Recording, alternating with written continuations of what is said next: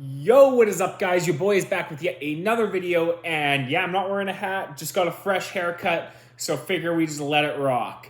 Today we are talking about No Mercy 2002, and if you can hear any noises, I just have a pizza going right now, so we're just waiting for that to finish up. So yeah, today we're talking about No Mercy. Let's get into it. We continue on with 2002. After this, I have 2 more shows to review, and then we've officially capped out a year, so yay for me. Starting off the show, it was Chris Jericho and Christian defending their tag team titles against Booker T and Goldust. This was a pretty good tag match. It wasn't like this. I'll be honest, this wasn't my favorite show. The undercard just did not do it for me in a lot of instances. And this match, it was good, but it wasn't anything like spectacular like some of the other openers on some of the other B pay-per-views have been. But this was just a good match. Just go to see the stars here. And, it was just kind of a solid tag team match. Nothing too crazy to say about it. Goldust hit a really cool back kick here that looked really sick. Christian and Chris Jericho, they just kind of played as they didn't really do too much crazy offense in this. They craziest thing for me that happened was Christian getting hit in the nuts twice. First by Goldust kicking the turnbuckle into him, then Chris Jericho's head going into him. End of the match came with the rope breaks, and then Chris Jericho manages to take advantage with the belt after Christian tries to get in, and then Goldust knocks him out, and then Chris Jericho just jumps up. He hits a bulldog onto the belt, and then he jumps up and hits a moonsault onto Goldust, winning the match. So yeah, this match was okay. Nothing too special. Moving on. Next up, we have Dawn Marie versus Torrie Wilson. 2 very attractive ladies. I could probably just watch Torrie Wilson matches all day. Nothing too insane about this match. It was all about what Dawn Marie and Torrie Wilson's dad, something going on there. The match itself, it was very, very much a women's match in the 2000s. The women this was just kind of their match. Nothing really about it. Nothing bad, just nothing to really say about it. Torrie wins. She won this match with a neck breaker. I don't really have that much to say about this match. It was an undercard match. It only lasted 4 minutes. Moving on to a pretty decent match here. We have RVD versus Ric Flair. Now, Ric Flair cost RVD his world title match the month prior at Unforgiven. So here we go. They got a match. Right off the bat, RVD just goes right at Ric Flair on the outside of the mat, outside of the ring, beats the crap out of him, sends Ric Flair back into the ring, and then he starts the match by jumping and kicking Ric Flair right in the face. And then they proceed to just kind of exchange strikes. Flair got some chops off. He puts a thumb to the eye on RVD. He hits a nice rolling thunder, and then he hits a frog splash on Ric Flair for the win. Pretty decent match here. Nothing too insane, but not bad. So the craziest, the biggest move from Ric Flair was just picked him up and dropped him on his back. I can't remember what that move is called. It's such a simple, basic move, but that was one of the biggest moves of the match. It was only 4 wrestling moves hit. The rest was mostly just strikes. So yeah, not a bad match here. Next up, Tajiri versus Jamie Noble. Now, this is where the show kind of started picking up here. This was a pretty good match. Cruiserweights. Jamie Noble, I swear, has just been Cruiserweight champion the entire year. I'm not aware how long his Cruiserweight Championship goes on for. He'll lose it on a random SmackDown. I'll be watching a pay-per-view, and I'll be like, yo, what happened to Jamie Noble with the Cruiserweight title? Anyways, he did a really fantastic job. Another solid match here from the Cruiserweights. Tajiri really showed up in this match. Really good worker. Awesome dive on the outside. Gets him in the tarantula. Tarantula is such a fun move to see. Tajiri, he had a lot of offense in this, and to the point where you really thought he was going to win this. And he hit this buzzsaw kick to Jamie Noble's head, and I was like, yo, that's it. But Nydia gets involved by kissing the referee. I'd get a little distracted by that too, I won't lie.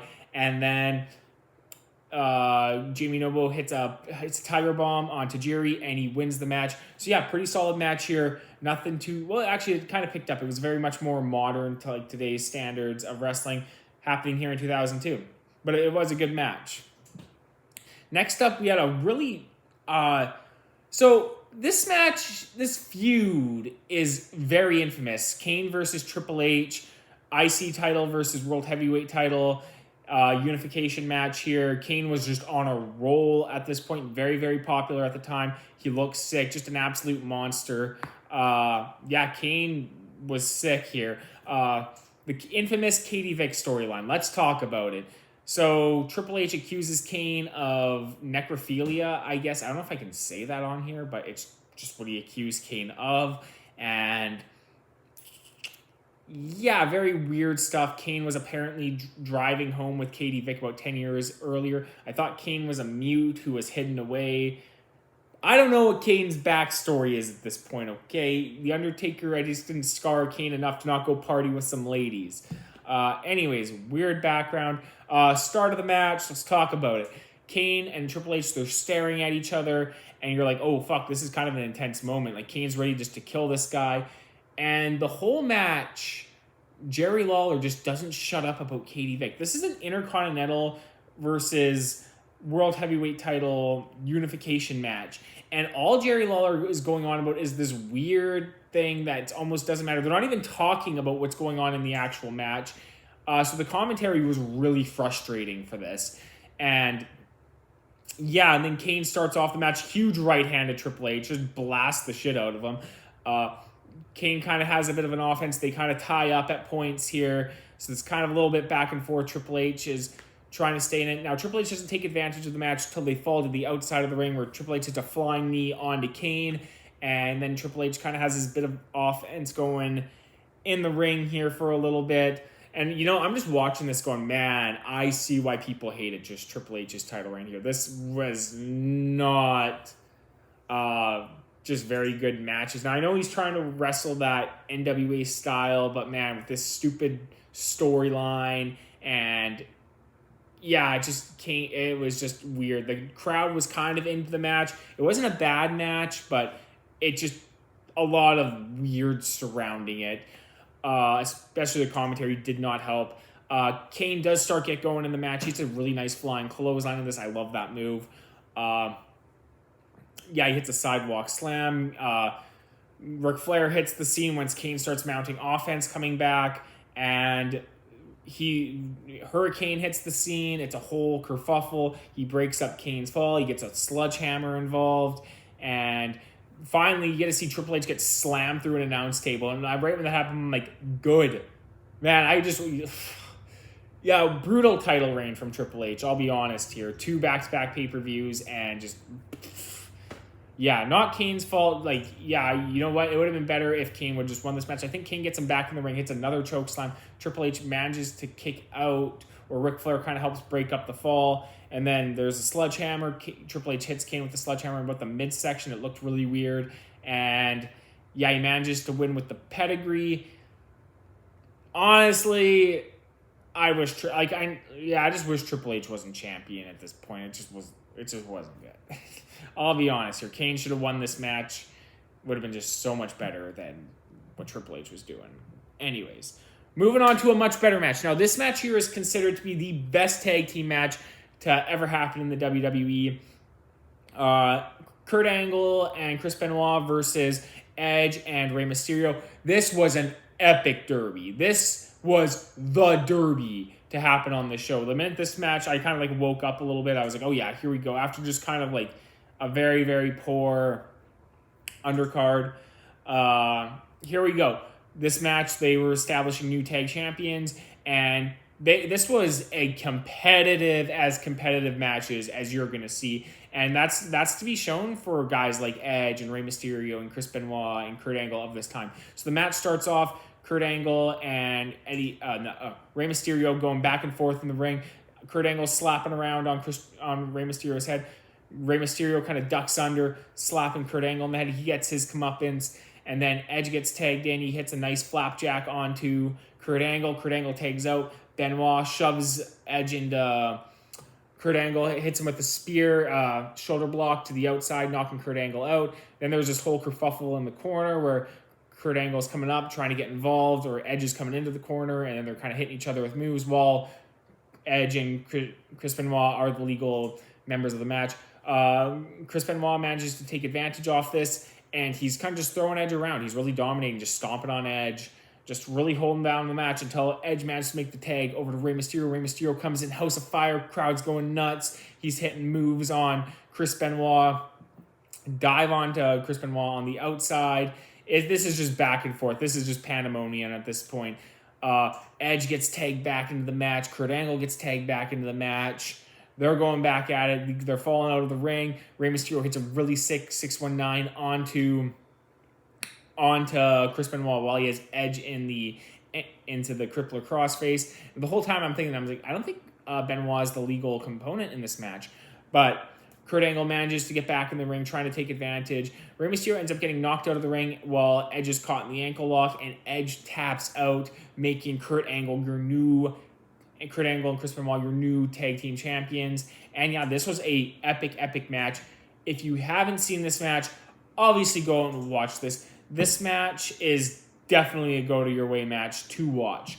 Very epic stuff. I love this match. This match was really good. Just epic stuff from the 2002 roster here. And yeah, you're not going to get much better than this. So next up here, we are talking about Trish Stratus versus Victoria. You know I love my girl Trish. Trish kind of just whooped on Victoria in this match. Victoria hit a couple moves that looked good. She had a flip into the ring on Trish. But that was pretty much it. Trish just kind of dominates the rest of the match. Like, she hit like move after move after move, and then she goes for a Stratusfaction, but Victoria kind of flips her up, and then Trish just rolls her up and gets the W. So, yeah, really epic to see our girl Trish Stratus. She was just on a roll with all these pay-per-view appearances here in the late 2002. So, moving on to the main event, Brock Lesnar defending his WWE Championship against The Undertaker in a Hell in a Cell match. This was a derby. This and the tag match are the only two matches worth really going out of your way to watch on this show, and they did everything they could to give you the price of admission. I'm so happy this main evented. This was one of the bloodiest matches I've ever seen. Definitely one of the bloodiest Hell in a Cell matches I think ever. Might still be. This was a very, very blood feud when you think about this. You really side with The Undertaker in this. Brock Lesnar kind of assaults Undertaker's wife. They have this wicked brawl in Unforgiven. They're coming into this match. They're accusing Undertaker of cheating on his current wife with this new lady. So very, very personal stuff that's going on with the mind games. And Brock is just this creepy jock, badass, like that you just kind of want to see get his ass kicked, but he's this big, strong jock who's like, like those creepy, weird jocks who are just, you know what I'm saying? They just feel like they're invincible, and, life imitates art. So that's all I'll say about that. Anyways, the match. Undertaker, broken hand coming in. This got a needle in his hand. I cringe at needles, man. So yeah, moving on. This match here, the Derby. The Derby starts. Brock kind of wrestles the Undertaker down. Undertaker just totally takes advantage on the outside. Just kicks the shit out of Brock Lesnar up and down the outside of the ring. And yeah, sorry, I'm thinking about that needle because I actually have gotten needles in my hands before and they fucking suck. Sorry for cussing, but you guys need to understand how brutal those are. Yeah, sorry, I'm still kind of cringy about it. Anyways, Undertaker just dominates Brock Lesnar, just has him bleeding all over the place, throwing him into the cage left, right, and just absolutely kicking Brock Lesnar's ass. Then he starts whooping on Paul Heyman. Paul Heyman ain't safe on the outside. He's ramming his head into the cage. Paul Heyman's bleeding on the outside. Brock Lesnar slams into Paul Heyman. Brock Lesnar does manage to fight his way back into this, tackling Undertaker to the ring post, throwing Undertaker into the cage, and then they kind of tie up Undertaker's hand, and they start kicking it and beating it up along the cage with Paul Heyman on the outside. Brock Lesnar gets Undertaker back into the ring, still kind of whooping on him. They get up to the turnbuckle. Undertaker throws Brock off, drops the elbow on him. Undertaker's back in the match. Brock's to the outside. He kind of goes to the outside here, gets the steel steps, slams Undertaker with these steel steps. Man, this was just intense. He's just slamming him with the steel steps. Undertaker's bleeding all over the place. They get back in the ring. The scrap just continues in the ring, man. This was just a brutal match. These guys are fighting it out. Bloody messes. They're scrapping. Undertaker hits a choke slam. Brock kicks out of that. Man, that was crazy for Undertaker. Just like gassed, broken hand, still grabs him, hits the choke slam on him. I think he even hits a last ride on him at one point here. Brock manages to kick out of that. Brock gets up, hits the F5, and pins the Undertaker. Absolute war of a match. Watching this everyone who already, the match is over 20 years old. You've probably seen this match if you're watching this video. Absolute warfare in this match. Absolute scrap in the middle of this ring. They left it all in the center of this ring. This was a amazing Hell in a Cell match. I cannot stress how amazing this match was enough. So, yes, that's the end of the review, guys. Leave a comment, like the video. Star descriptions are in the description below. And peace out.